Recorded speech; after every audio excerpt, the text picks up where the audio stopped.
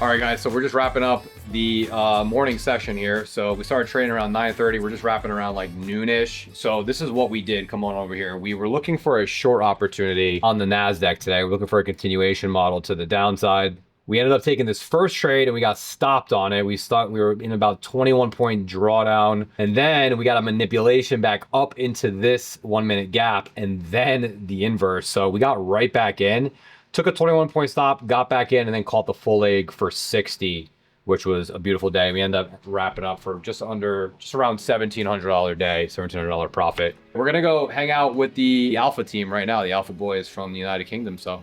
Yo, it's time. It's warm. Oh yeah, let me see the merch. I love the Alpha merch. Oh yeah, the quality's nice. Shout out Alpha, best in the world. We're gonna go check out this place, Miami Slice, for some pizza. Nice. We're gonna do a little pizza review. I'm down for some pizza. I'm hungry, so. Yeah, me too, I'm starving. All right, so where did everything start with you, bro? Where did you find out about trading? How long you've been trading now? I have been trading for 10 years now. Started trading in 2016 in the Forex industry, trading the London Open actually. So you be getting up every single day at 3 a.m.? I was already up. I actually was streaming video games at the time as a source of income, streaming from 10 to about 3.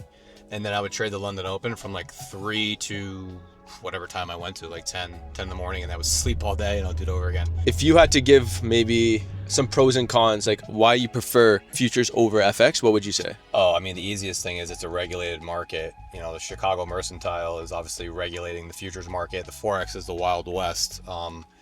And there's a ton of fees. There's a ton of swap fees in Forex. I feel like a lot of people that get into the futures space as well, they like it because of how like specific time is. Oh yeah. Like you only trade, well not only, but most people at least they'll trade in and around stock open. Yeah, like right? 9:30 open and be done by noon. You know, people have lives and jobs, and you know, in my Discord specifically, we have a lot of moms, we have dads, we've got grandpas. Like people want to make trading work around their schedules. Trade to live, not live to trade. Traders get this wrong. They think that the more time and energy you put at the charts is going to translate into dollar signs.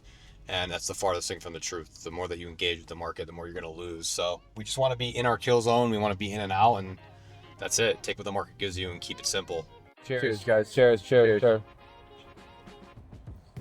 I'm going to give this a solid like 8. 8? A lot of people make the mistake of, I feel like, focusing on win rate too much. Exactly. It's almost as simple as literally making sure your losses are smaller than losses are smaller than winners. So a lot of times too, like I do the same thing, especially if it's like in like a key zone for me, and I can like you said, the risk reward is cheap. Like if I'm going to take that trade and I lose 20 points, that's fine. And if it ends up manipulating, because this one was a little bit different than what I normally look at, but we end up getting that second manipulation leg and then the displacement. I'm like, I'm right back in this. 100%. I'll take the 20 points and now you catch the full trade. A lot of the new traders, they take that first loss and they just don't know how to, they start getting emotional. They're like, oh my God, I don't know what I'm doing. You know what they do? They flip the other way. Oh, That's dangerous. Or they'll flip their bias, They'll right? flip their bias. Just because of maybe an early entry or incorrect entry, and now automatically, instead of being bearish, now they're bullish, right? You're almost better just leaning on one bias for the day and sticking to it. Yeah. Because you see new traders, I'm long. Yeah. And then they get stopped. Bouncing Now they're going short. Yeah. Now they're getting stopped. It's Yeah. like just stick to where your draw and liquidity is. That's how I agree. trade. And if your bias is wrong at the end of the day, you go back and review why it was and You journal move it. on, right? I always compare it to sports. Like, you know, those guys have film. Yeah. They go back to the film. They look at what they did wrong. As a trader, if you're not doing that, you're not going to understand any of your data. You know what's so shitty as well is the new traders, they get like, everybody preaches to them, journal, but these new guys will never do it. Oh, no, never. They'll never do it. They think it's unnecessary. No, it's overkill. I argue with my Discord all the time. I'm like, if you're not journaling, you're not taking this serious. It's like a video game. Yeah. Because a lot of people think it's a video game. Yeah. It's like, oh, there's numbers on the screen, but it's not. It's literally a $1 trillion business, and you can change your life trading, but people don't want to actually put that seriousness to it in a way. One thing I wanted to ask you actually was your biggest losing day, your biggest red day. What is it looking like? This was a copy trading day where I was trading multiple firms, and it was probably in like the 40K range. Didn't blow the accounts, but lost a lot of buffer on the accounts. How do you bounce back after losing 40K in a day? What's the mental looking like? When cry, no. Yeah, that's tough, man. When you have a big blow up day like that, I think the thing for me that I've learned over the years is like, you got to step away. Because I always say this, like one trade is not going to define you as as a trader. Like, you're gonna have days where you lose, right? But you got to kind of mitigate the loss as much as you can. But a day when you have a really bad losing day like that, over the years, kind of become numb to it. What's the biggest green day you've ever had? I'll tell you my most memorable trade. Actually, it was during trading Forex. I was up managing this position literally for like 24 hours straight, maybe like $5,000 in the account. Actually, I think it was less. I don't think it was $5,000. It might have been like $1 or $2,000 at the time. And I took a huge short position. Like, we were max leveraged on this thing. But thank goodness the trade ended up turning into my biggest winning day at that time, which was $20,000. And this is when I like just like early in my career. Like, this is like I started trading in 2016.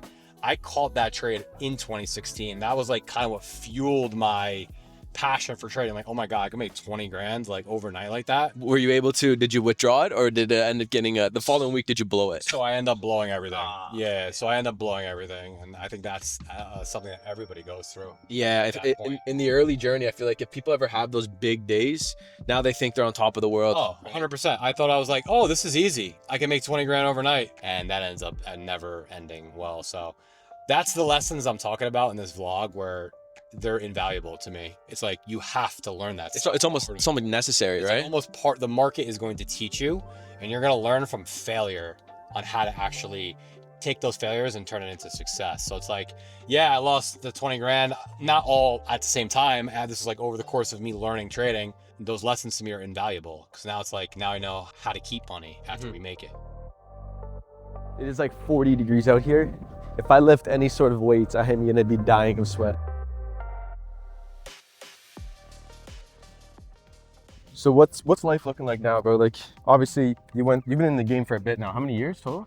It'll be my 10th year coming up. Pretty crazy. It's almost all necessary. Everybody, I feel like it takes some people a couple of years. There's been people that'll take 10 years. Everybody's gonna learn at their own pace. Yeah. Everyone's gonna like we were talking about earlier, just kind of explore at their own pace. Yeah. Make the mistakes. You know, it's not gonna be one of those things where you're just gonna get rich overnight. Like, 100%. It took me 4 years just to break even. Yeah. I mean, life now is a little bit different than what it was. How does that feel? Do you remember that point, like when things started to click, when you started to reach more consistency and started seeing more results? Like, what did life look like then?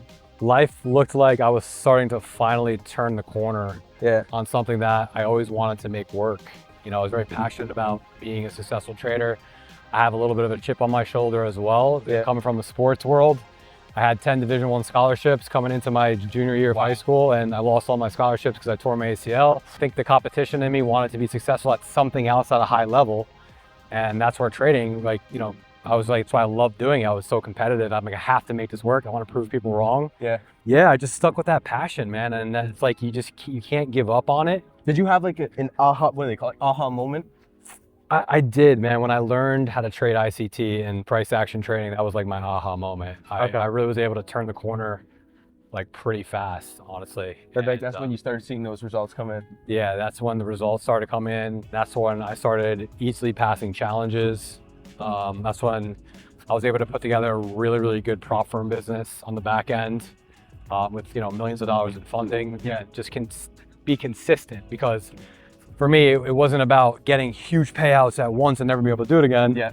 It was about being consistently able to do that over a long period of time. I always say this, I had to put myself between a rock and a hard place and really, you know, make the mistakes over and over again until I got to a point where it's like, I have to make this work. I have to stop doing the same things that have been absolutely just demoralizing my trading business. And I think that's the struggle that I think 95% of traders are gonna deal with. You can have a great strategy, but if you don't have any mental control, you don't have any emotional control, you'll never be able to do trading. Yeah, you'll go through that toxic cycle of making those mistakes over and over and over. I feel like it's important to, as a trader, identify those weaknesses and strengths, kind of play into those, but then also turn those weaknesses into strength. You have to turn those weaknesses into winning points somehow, some way. Otherwise, you're going to continue to do the same thing over and over again, which is what I did.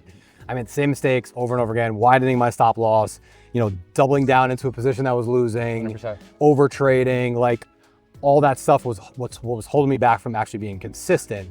And when I kind of dialed it back and looked at like a journal and looked at the stuff I wrote down, I'm like, where am I failing? It was all the stuff that I just mentioned. 100%. It's like, all right, now I have to stop doing that. The system works, but my mental and my basically discipline was not working. I was not working at all. For the people watching, a lot of like the people in their learning stage, a lot of people could even be looking up to you, the position you're in now. What would be one thing you would have done in like the early stages That I didn't do. that you didn't do? What was one thing that you could choose? I know it's hard because there's so many different components. There's a lot. If there was one thing you would have done In differently. the beginning, I definitely would have got a mentor off the bat. Okay. I started throwing money at the market immediately. Yeah. And I always say like the market was my teacher, but it cost me a lot of money. And it cost me a lot of money and a lot of time. I wish I would have had a mentor. I wish I would have invested in education first. I didn't do any of that stuff. I thought I was just going to get into the market and make money, which I told the story earlier, how I made a lot of money at first. So I'm like, oh, this is easy, but then you lose it all. Like I think everyone's gone through that part in their trading career. But one thing that I would go back to and change immediately is like invest in education and invest in a good journal and figure out what you're doing. Because if you don't know any of your stats, you don't know any of that stuff, you're not going to be able to make corrections to your trading. 100%. So I think those are the two things that I neglected for way too long. Well, I just wanted to say thanks for hanging with us today. Thank You had you. a great time. Thank you guys for having me, man. It's been awesome. Thanks for taking us along. A lot of value in today. So yeah, we appreciate you. Thank you guys. Thank you, Alpha. If you guys enjoyed today's video, like, comment, and subscribe. Turn those notifications on and let us know down in the comments who you guys want to see us work with next. What traders you want to see on the channel. Talk to you guys soon.